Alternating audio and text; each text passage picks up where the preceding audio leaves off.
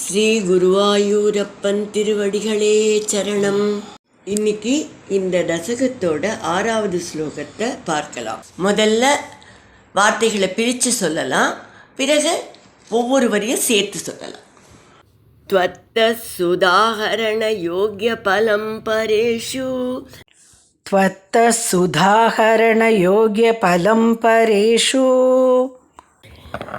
दत्त्वा गते त्वयि सुरै खलु देव्य गृह्णन् दद्वा गते त्वयि सुरै खलु देव्य गृह्णन् घोरेत मूर्च्छतिरणे बलिदैत्यमाया घोरेत मूर्च्छतिरणे बलिदैत्यमाया व्यामोहिते सुरगणे त्वमिहाविरासीः व्यामोहिते सुरगणे त्वमिहाविरासीः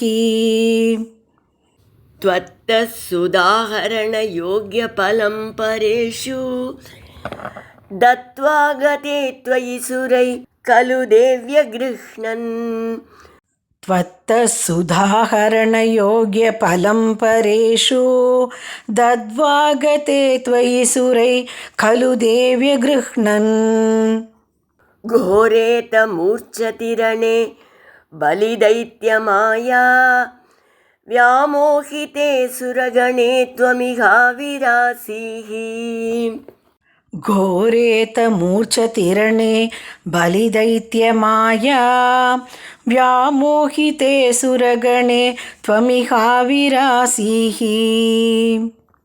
இப்போ நாம் இந்த ஸ்லோகத்தோட வார்த்தைகளை பிரித்து அர்த்தங்களை பார்க்கலாம்.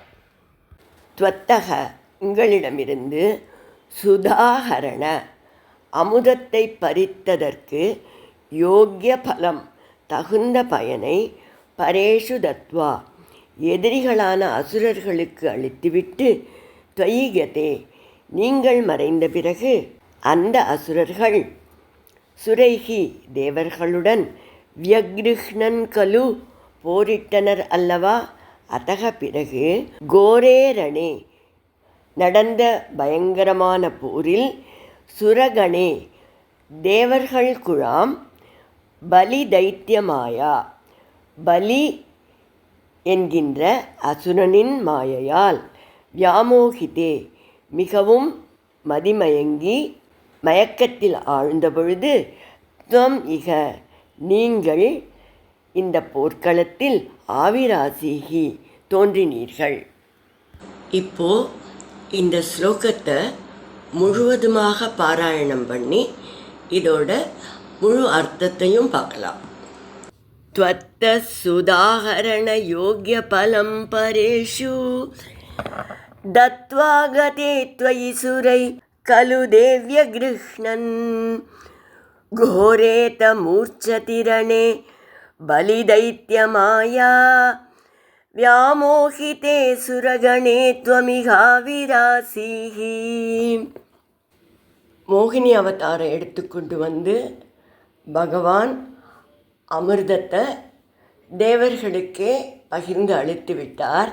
இந்த இடத்துல பட்டதிரிகள் இந்த 6வது ஸ்லோகத்தில் என்ன சொல்கிறார் அப்படின்னா, அசுரர்கள் தேவர்கள் 2 பேரையும் இந்த காரியத்தில் ஈடுபடுத்தியது பகவான் தான். அது மட்டும் இல்லை, அவர் ஸ்டெப் பை ஸ்டெப் எல்லா இடத்துலையும் பகவானே அவளுக்கு ஹெல்ப்பும் பண்ணியிருந்திருக்கார். அப்படியெல்லாம் இருந்தபோது கூட பகவான் தன்வந்திரி ரூபத்தை எடுத்துக்கொண்டு கையில் அமிர்த கலசத்தோடு வரும்போது அசுரர்கள் கொஞ்சம் கூட தயங்காமல் தேவர்களுக்கு கொஞ்சம் கூட கிடைக்கக்கூடாது அப்படிங்கிற அளவு கெட்ட எண்ணத்தோட பகவானோட கையிலிருந்தே அந்த அமிர்த கலசத்தை பறித்து கொண்டு ஓடுகிறார்கள். அப்போ பகவானுக்கு அவர்களுக்கு அவர்கள் செய்த தவற்றுக்கு, அவளோட கெட்ட எண்ணம் கெட்ட செயலுக்கு அவர்களுக்கு தண்டனை இந்த மாதிரி கொடுத்துட்டாராம். என்ன ஆச்சு இப்போது? அசுரர்களுக்கு அமிர்தமும் கிடைக்கல.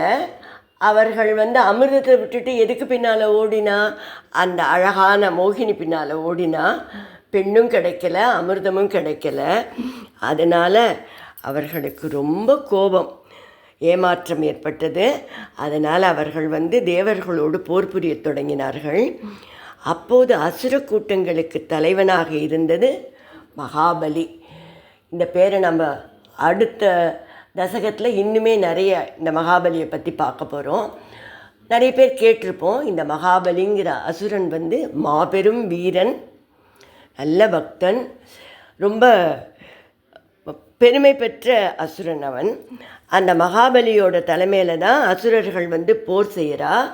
அந்த போரை எப்படி பண்ணுறான்னா, அவன் பலவிதமான அசுர மாயைகளை உபயோகப்படுத்துகிறான். அதில் அந்த அசுர மாயையினால் தேவர்கள் மயங்கி விழுந்துடுறா.